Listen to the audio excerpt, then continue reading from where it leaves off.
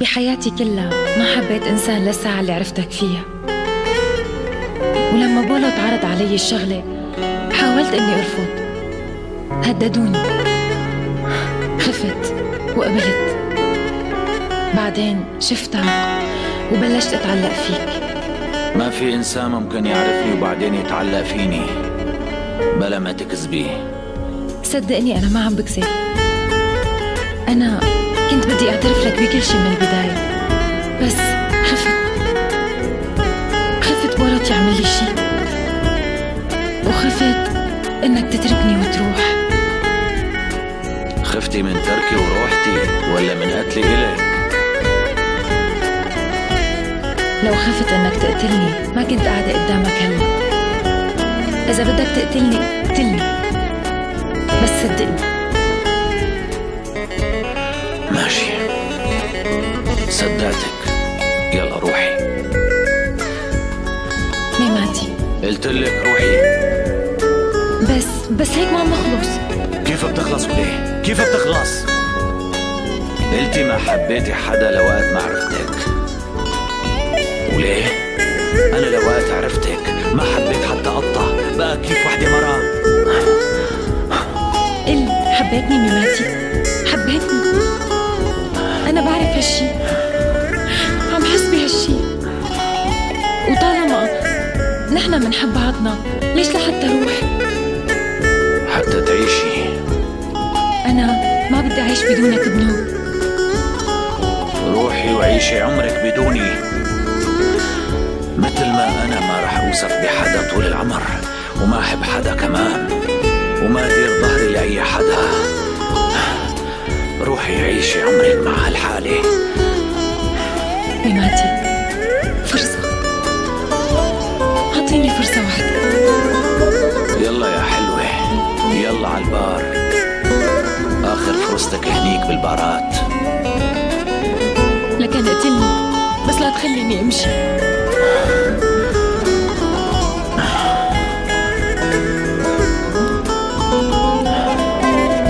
فضي براسك نشط وما بزعل عليك دقيقة، بس عيشتك معي كل هالشهور بخليني ما أعمل هالشي.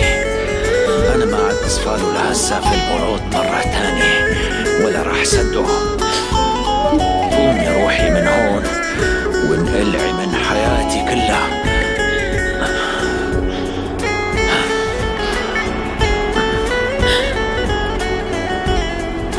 يلا اطلعي من حياتي. أنا بفضل الموت على إني أتركك.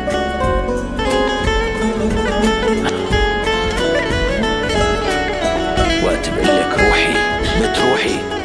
امشي. ميماتي